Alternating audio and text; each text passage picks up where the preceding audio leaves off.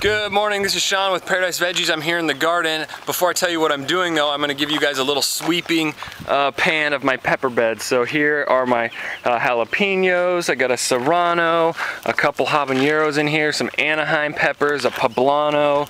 Oh man, and here are the pepperoncinis. Literally, I probably have about a dozen pickled pepperoncinis that I put in mason jars. It's so simple. All you do is put the pepperoncinis, salt, vinegar, let it sit for 2 weeks. Deliciousness. My bell peppers and the infamous eggplants. Not a couple weeks ago, come October, November, I want to make sure that I have some really nice meaty pumpkins so that I can make some pumpkin pie.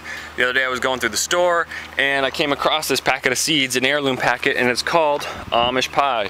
So I picked it up. I'm really excited. And so I'm going to tell you what the key to success with starting your seeds is. The first key to success, you have to soak the seeds for at least 24 hours. Sometimes I even will let seeds forget, you know, I don't end up having time the next day, and they'll sit for 3 or 4 days. But at the very least, you have to soak seeds for 24 hours. In the beginning, when I was starting gardening, I would try to start stuff from seeds, and I was excited. Seeds, water, nothing happens. And so I decided, okay, well, I'm gonna soak my seeds first, okay? I don't know where I came up with that, and then it worked great. Every single last seed that I put in the ground germinated. And then of course later on I ended up reading everywhere, oh, to start seeds you really got to soak them first. And if you think about it, it makes sense. The name of the game for seeds is moisture. It's not sun yet. So you got to make sure there's a lot of moisture, and what better way to just let them soak in water. Well, okay, so now where and how do I plant them once I got the seeds all soaked? Well, the second key to success with gardening or with starting seeds is keeping that moisture content in the soil.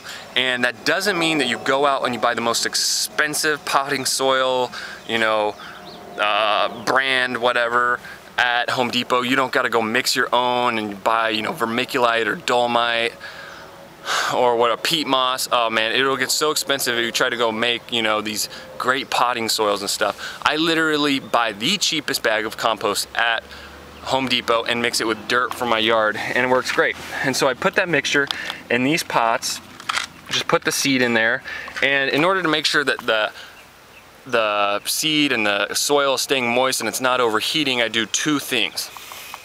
First off, I put it in this like little reservoir thing, and then I make sure that just the very bottom centimeter has water in it. What this is going to do, it's going to wick up through the container to make sure it constantly has a nice little moisture supply.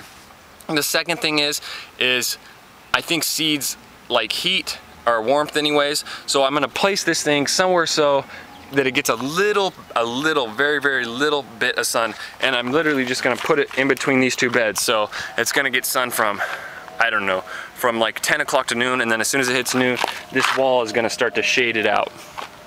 How do I know right now is a good time to plant seeds? Well, like everybody else, I use a planting guide. I wasn't educated as a farmer. I never did this up until a year ago. Literally, I only started gardening a year ago. And but the planting guide I use is much more, I don't know, much better than every other planting guide you see. It is research that's been done by the University of Arizona on vegetable planting in Maricopa specifically. So this planting guide is adjusted for our heat and our summer here in Arizona. And the other reason I like this planting guide better is it's broken up. Instead of saying, oh, plant spring, plant fall, plant summer, winter, whatever, it's broken up the entire year into bi-monthly segments, and then it's a huge 2-page list of all different types of vegetables you can plant here in Arizona and when to plant them.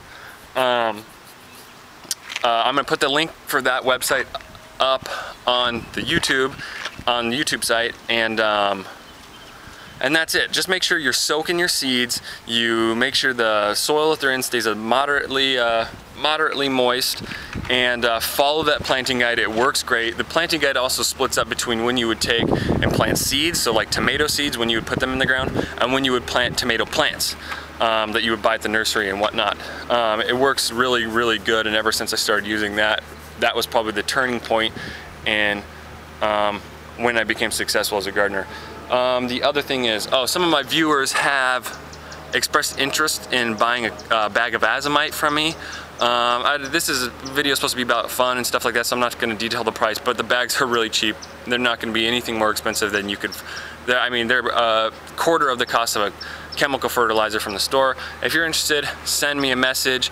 If you just watch my YouTube videos and you're not really a YouTube member or don't have a name that you sign on with, my email is paradiseveggies@gmail.com. So paradiseveggies@gmail.com.